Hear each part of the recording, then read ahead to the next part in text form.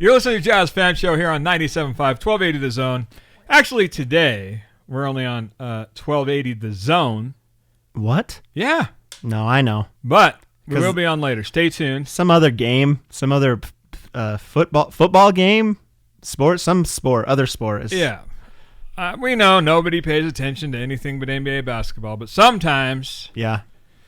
Got to pay the bills, got to have some other sports get some time. I mean, I guess it could be worse. They could be pushing us for like water polo or something, you know? Absolutely true. I'm just glad that, I like this time of year. I enjoy football. Nothing compares to NBA basketball in my book, but...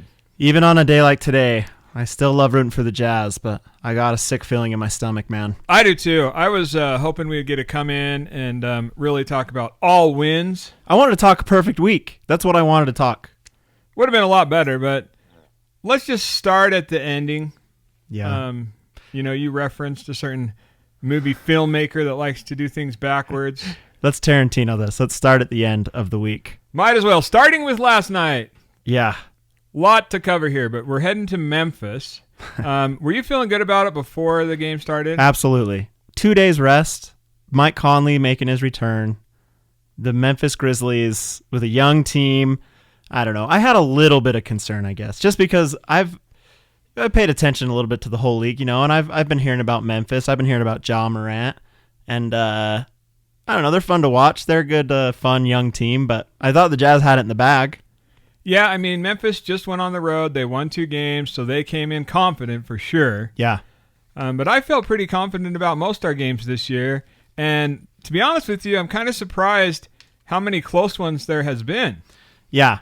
Let me ask you, do you prefer a good game or do you prefer a Jazz blowout? Or, sometimes blowouts can go against you, but at least you know it and you can bail a little early, Yeah, I think I love everything about a close game except for the loss. Yeah. Dude, and that makes it harder. When I said I thought that we had it in the bag, I thought we had it in the bag even that last play of the game. And in fact, we should have had it in the bag, right? Absolutely a foul. So let's just start there because we have this new rule in the NBA that allows coaches to challenge calls. Right. Correct? Okay, so one of the biggest complaints, and there's plenty of complaining to do about refs, is them getting in the way and really, in crunch time, deciding a game based on one of their calls or no calls. Yeah. So we implement this one other rule where we're able to challenge a call. Yeah. But a freaking call has to be made in order to challenge it. Yeah, that's my problem, man. The ref didn't make the call. And if anything, he should have made the call and then they should have reviewed it. Exactly. Learn something from the NFL trying this, Exactly. The call has to be made. At least just make a call. And if it doesn't get made, what is there? It's like a jump ball or something with 1 second left or however many seconds were left. Maybe even less than 1 second by the time he was actually fouled. But I don't know. To me, this makes it worse than in years past. Because in years past, right, maybe they're a little nervous that they're going to be the ones deciding the outcome of the game. This year, we've got another rule in place. Utilize it. Make the call. We saw multiple angles. We know it's a foul. I don't care if we're fans or not fans. It was a foul. You know why he didn't make the foul call, Ryan? Why? Because they had already called too many fouls against the Memphis Grizzlies. This is a serious problem with the referees, man. They're not reffing the game as it happens. They're reffing stats. They have to call this even game. In fact, in this game, there was basically no fouls in the first half at all. Or free throws, at least. There were some fouls, but there weren't any free throws, free points, basically. But in the second half, I was listening, the Jazz had 26 free throws or something like that. Obviously, Memphis was playing physical. They were fouling, and the refs were calling it in the third quarter. And early in the fourth quarter, even, I saw the Jazz get a bunch of fouls called, against Memphis in that fourth quarter right at the beginning. But then they had called too many, so they couldn't call that last foul, right? They couldn't do it. I'm starting to believe you. It's a scam, dude. They can predict or they can cause the games to change, man. They hold the final score in their hands. So what's the answer? More refs? I don't know. That's a good question. Maybe they just line the freaking court with refs. Tons of different refs. Yeah, like 15. No, I'm just kidding. But really, like, how many are there? 3 now? Yes. Dude, you can't put more than 3 refs out there. It's a joke. How did they miss that call? It was right in front of him. Yeah. I really don't know, but as fans, I think it's okay for us to be frustrated. I know that a lot of times people feel like fans use that as an excuse. Yeah. And maybe we do. Honestly, I hate to be that guy. Like, I hate that I'm doing this right now. Like, oh, the refs, it's the refs' fault. But, like, when it's at that point of a game, it kind of is, right? Yeah. And the argument on the other side is always, it should have never been that close. We shouldn't put ourselves in that position. And I agree. Yeah. We shouldn't have, but we did. Maybe robots are the answer. I was wondering that. With technology, yeah. I mean, I don't know if that would make the game better or worse. They're about to try it in baseball, right? They're going to have a automatic strike zone that's called by machine or whatever. Yeah. Or by sensors or something like that. I don't know. Yeah, I don't know if that's going to make it less fun. Maybe they can do that in the NBA, you know? But give us something. So let's recap the game just a little bit. Conley coming in, I'm sure he's hoping to have a nice homecoming.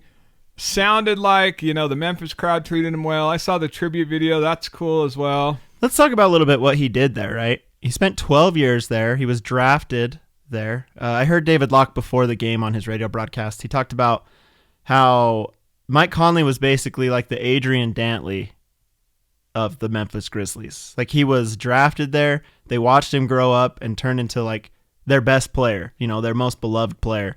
It's kind of like Adrian Dantley did here. You know, like, we drafted him and he was here for a while, but he's just beloved there. Like, they love him there still, and for good reason. 12 years.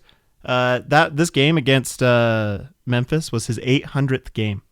Crazy. So what is he? This is his 12th game with the Jazz. So he was almost at 800 games playing for that team, and they had a lot of really cool things happen while he was there. Like, he never made an All-Star game, but they were an 8 seed that took out a 1 seed one year in the playoffs. They took out the Spurs one year as the Grizzlies, the grit and grind back in the day. Like, he did a lot of stuff, and he also donated millions of dollars to that community. Like, it's crazy the change that he helped that community with. Yeah, we're starting to realize how lucky we are to have him as a person. I've always known. You have? We've wanted him for so long for a reason, man. He's a great player. He's a great guy. He has the right mentality, the kind of mentality that we're looking for. And I don't know. We know it. Fair enough. So I don't want to dig into Mike Conley. There's also been a vocal minority that's had a lot to say about his play so far this year. How do you feel now? I mean, we're 11 games in. Do you feel like he's going to be consistent? Some numbers are going to improve. Do you feel like it's just going to be up and down? I mean, what do you think after 11 games? I think it'll become more consistent even now. I think they're still trying to figure it out, still trying to adapt to certain things that are going on, certain defenses that they're seeing and things. I don't know. I think Quinn Snyder said something also in that. I listened to the radio right before the game, so I got all kinds of tidbits of information, right? So Quinn Snyder talked about how all he wants his players to do is compete on every possession in some way, compete in every aspect that they can. So if your shot's not falling, you compete with your defense or your rebounding or, your screens or whatever. Like, you find a way to contribute. And I think that's what Mike Conley does. Like, I know he hasn't been scoring as much as we'd like him to, although he is still, he's averaging like 14 points. Like, we can't ask for more than that, really, right? Yeah, he has. And we're not expecting him to be number 1 or number 2 scoring option. Yeah. He's efficient. He's not efficient. Sorry. We want efficient. It's weird that I just said the opposite of what I was thinking there. But so Memphis, they obviously loved him. Makes it a little easier when you have some rookie come in that is crazy good. We know how that goes. Dude, did you see the behind the back layup that he had? It was impressive. I've never seen that before. Like, I don't even know that I've seen it in practice or like people just shooting around or goofing around. Like, it's crazy that he busted that out. The behind the back little underhand rolling floater. It was crazy. He's good. He is that good, and it was fun to watch him play. It wasn't fun to watch him, take over some parts of this game and end up being an enormous contributing factor. But that's great. It's fun to see new young players come in. it also, I mean, it reminds me how lucky we are to have Donovan come in and continue to grow, continue to improve. And you said something to me after the game, just how crazy it is for teams to face somebody like that the first time, and kind of referenced how other teams must have felt going against Donovan that rookie year, never knowing how many points he was going to put up, knowing he was good, but just not knowing how good. Yeah. I didn't know how good he was going to be. I didn't realize he was going to be this good this fast. Him and Jaren Jackson, that's a pretty good combo. They seem to play off each other really well, seem to really get along. In that game, there was an alley-oop that Ja Morant finished, I guess, but they both had their hands on it. It was like a double alley-oop finish. It was crazy. Those guys they're playing great though, and it's weird to see. So what really concerns you in looking back at that game? What are some of the things that you're worried about, moving on to the next game? Referees calling fouls based on patterns. No, sorry. Okay, sorry. I'll focus up. All right, my bad. I'll complain about the refs more later. But no, I don't know, man. They didn't hold them, to their normal defensive standard. They were able to score kind of on us, and they're fast. They're up and down the floor a lot. The Jazz struggled with that. I think Ron Boone was saying that they're the fastest team the Jazz have faced all year, in terms of pace of play and stuff. So, also I know we just talked about it. Ja Morant, dude, I was blown away. That dude was balling out. He was dunking all over us, and it was crazy. But so lots of surprises to me so far in these first 11 games. Very surprised that we are number one on defense still.